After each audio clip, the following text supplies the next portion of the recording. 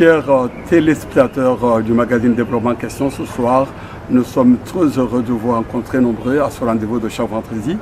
Quel est le sujet que nous allons aborder ce soir pour vous? L'apport du droit à l'information, d'accès à l'information et son impact sur la vie socio-économique de notre population. Nous avons le plaisir de rencontrer, et pour vous, et pour tous ceux qui auront l'occasion de suivre ce magazine, M. Henri Longendia, qui est secrétaire exécutif du collectif 24. Avec lui, nous allons voir quelle est l'opportunité d'une loi sur le droit d'accès à l'information, son importance sur la vie nationale et surtout en cette période cruciale du processus électoral en République démocratique du Congo.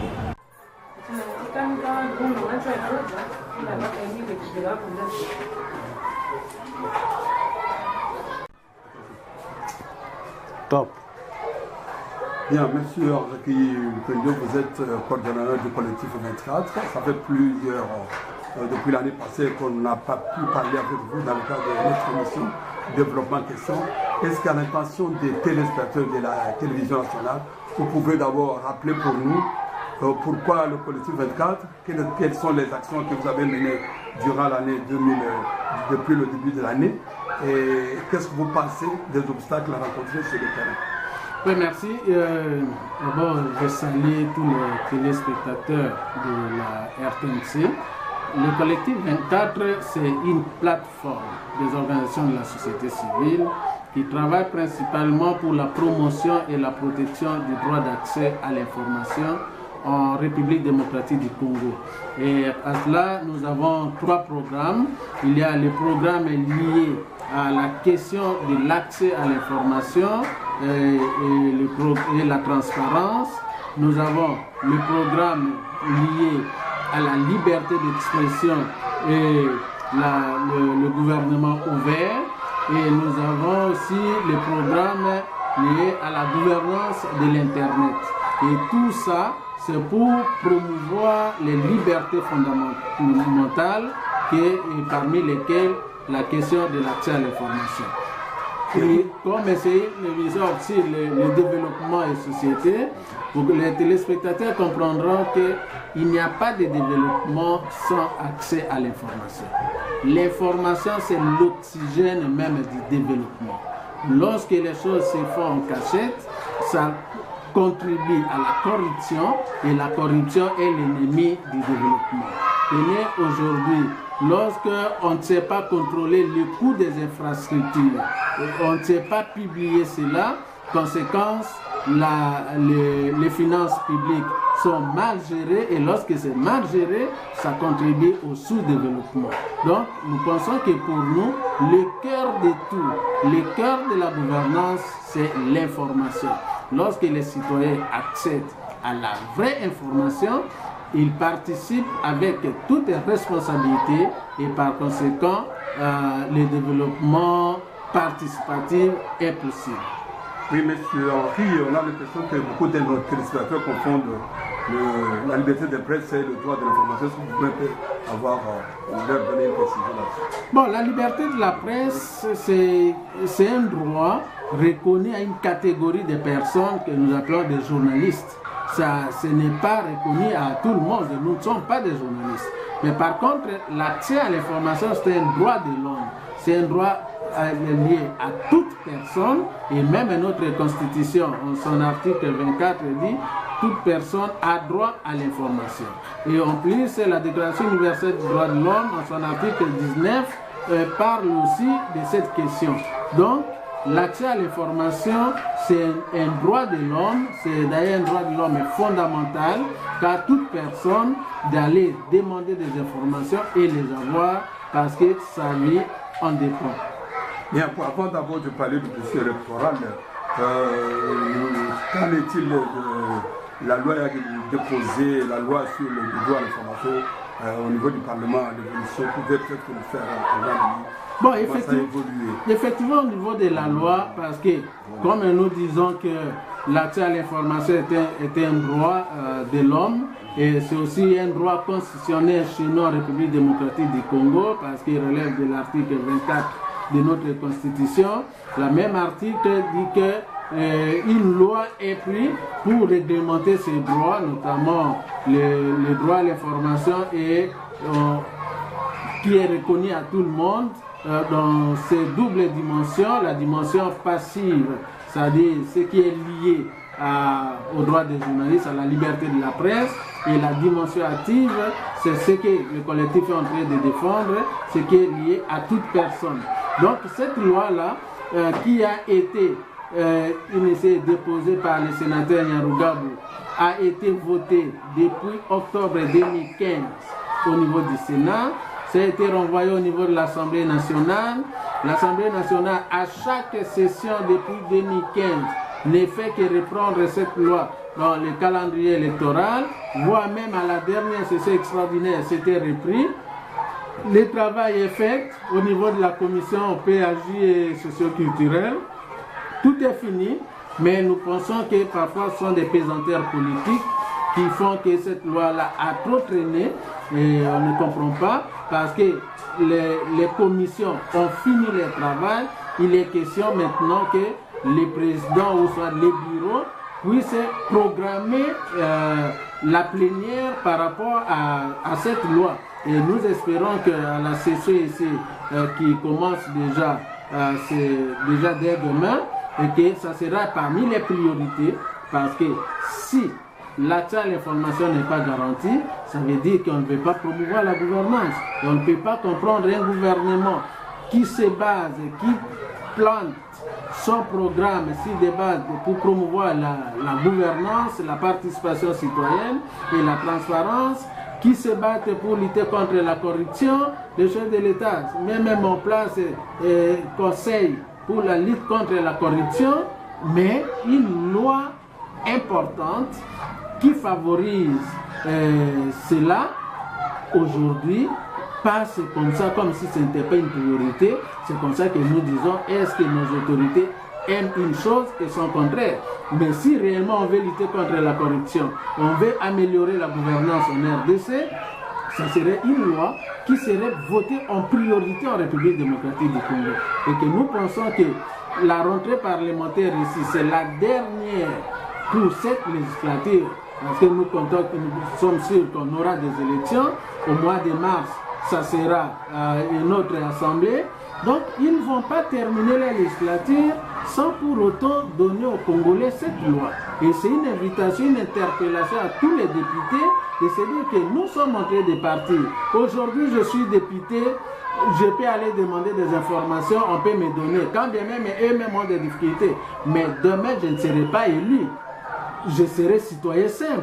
Est-ce que j'aurai accès à ces informations? Pourtant, j'aurai aussi besoin des informations parce que parmi les opérateurs politiques aujourd'hui, les députés, tout ça, il y a ceux qui sont dans des business, des affaires économiques, ainsi de suite.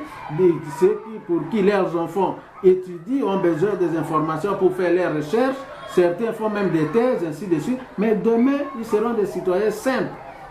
Des citoyens simples parce qu'ils ne seront pas élus. Mais maintenant qu'ils ont l'occasion, c'est le moment de faire, comme la Bible dit, quelqu'un sait qu'il va partir demain et qu'il avait ses dettes, alors il passe maison par maison pour régler la situation, pour que lorsqu'il va sortir, qu'il soit bien accueilli. Mais je pense que les députés devraient en tirer pour dire que demain, on ne sait pas, parce que le vote de cette année, ça sera une vote sanction, on ne sait pas s'ils vont encore rentrer, à moins qu'il ait ce qu'il a toujours eu.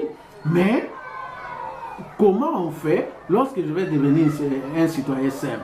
Donc, c'est maintenant qu'ils puissent planter leur décor et montrer même à tout le monde que voilà, nous voulons améliorer la gouvernance et que cette loi-là puisse être même la base de fierté même de leur propagande, que voici un vrai cadeau que nous avons donné à la population, parce que c'est l'unique loi qui fait que les citoyens soient les souverains. Parce que c'est l'unique loi qui donne le pouvoir à toute personne d'aller demander des comptes. Et à ce moment-là, les citoyens deviennent le vrai souverain. Mais les autres droits demandent à ce que les autorités les appliquent. Alors, pourquoi pas, si on veut la démocratie, si on pense que l'article 5 de la Constitution dit que la souveraineté revient au peuple, pourquoi pas consacrer cette souveraineté en donnant au peuple cette loi qui est une loi importante dans tous les aspects de la vie sociétale et voire même la vie de la République. Oui, M. Henry, au niveau de, disons, il y a une commission des droits de l'homme au niveau de notre pays. En même temps, il y a un réseau de parlementaires contre la corruption. Vous n'avez jamais eu de contact avec ces deux structures en vue de vous appuyer sur votre démarche? Bon, il faut avouer que la Commission nationale des droits de l'homme, nous sommes une organisation des droits de l'homme. Nous collaborons avec la Commission. D'ailleurs, si vous lisez le dernier rapport du président de la Commission, il a fait allusion à cette loi. Il a même demandé qu'on puisse voter cette loi en urgence. C'est pour dire que la Commission nationale des droits de l'homme demande ça. Au niveau de la PNAC, le réseau des parlementaires, la lutte contre la corruption, le collectif 24 est partenaire à PNAC et nous collaborons avec la PNAC. Et nous pensons que à travers l'honorable Passy, parfois, il va aussi tout faire pour que, avec son groupe, il puisse vraiment pousser. Mais la grande difficulté, c'est que dans notre pays, ce qui est bizarre, on fait des lois taillées sur mesure. On regarde cette loi, si on la vote aujourd'hui, que devient-elle demain par rapport à cette disposition? Et quand on fait ces calculs-là, on biaise tout. C'est comme ça que nous avons des fois de mauvaises lois, ou soit des bonnes lois sont mises sous tiroir parce qu'on a peur des intérêts des uns et des autres au détriment de l'intérêt national, l'intérêt du pays. Bien, je crois que nous avons beaucoup parlé du collectif nous allons peut-être tirer une conclusion à la fin. Alors, vous, en tant qu'activiste des droits de l'homme, quelle est votre analyse sur l'évolution du processus électoral en République démocratique du Congo? Par rapport au processus électoral en République démocratique du Congo, nous pouvons dire qu'il y a quand même quelques avancées, mais il y a aussi des points d'inquiétude. Et des points d'inquiétude qui pèsent et qui risquent de mettre encore à zéro toutes ces avancées enregistrées. Les avancées sont dans le sens qu'aujourd'hui, nous avons les candidats députés qui sont là, les fichiers ou soit la liste des électeurs sont affichés. Bon, on voit jusque-là la CENI en train de respecter le calendrier. On voulait que le chef de l'État ne se présente pas parce qu'il était à fin mandat. Bon, il ne s'est pas présenté, donc aujourd'hui, légalement, ça dit que c'est une manière qu'il a démissionné, qu'il attend seulement passer le bâton de commandement à une autre personne. C'est un courage politique que nous avions à admirer.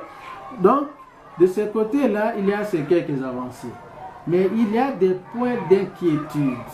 Les points d'inquiétude qui fassent que aujourd'hui, ces avancées risquent d'être mis au monde. Et le plus grand point d'inquiétude pour nous, c'est la transparence même du processus. Et la confiance entre les acteurs, le niveau de confiance entre les acteurs. Nous avons au niveau du collectif 24 organisé un café presse info sur les élections et l'accès à l'information. Nous avions pris les principes directeurs de l'Union africaine sur l'accès à l'information au niveau du processus électoral. En passant à faire indicateur par indicateur, c'était vraiment inquiétant. Inquiétant pour montrer que, et ça nous a montré que le processus n'est pas tellement transparent et par conséquent, il est en train de progresser sur des fonds de contestation. Et que les contestations demain, ça va amener à des troubles et lesquels troubles risqueraient demain que la Cour constitutionnelle puisse annuler ces élections et nous imposer une transition. De l'autre côté, il n'y a pas de consensus ou même de confiance entre les acteurs. Il y a des points de divergence. La CENI, qui devrait être au milieu du village, donne l'impression de ne pas l'être. Et maintenant, le problème est même un de la machine à voter. C'est un problème qui viole même la loi électorale. Parce que même la loi électorale, en son article 237 TR, dit que le mode de vote électoral ne peut pas être appliqué pour les élections en cours. c'est la loi électorale de maintenant qui prohibe l'utilisation du mode du recours, du mode électoral électronique maintenant. Mais la CENI viole cet article-là.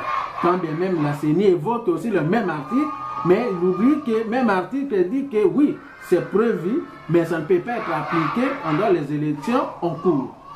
Et il n'y a pas l'unanimité autour de cela. Mais il y a quand même un point positif, c'est que l'opposition dit qu'elle ne veut pas de la machine à voter. La majorité a évolué. La majorité dit, nous, avec ou sans machine à voter, nous irons. Mais ça veut dire qu'il y a un dénominateur commun dans les deux discours.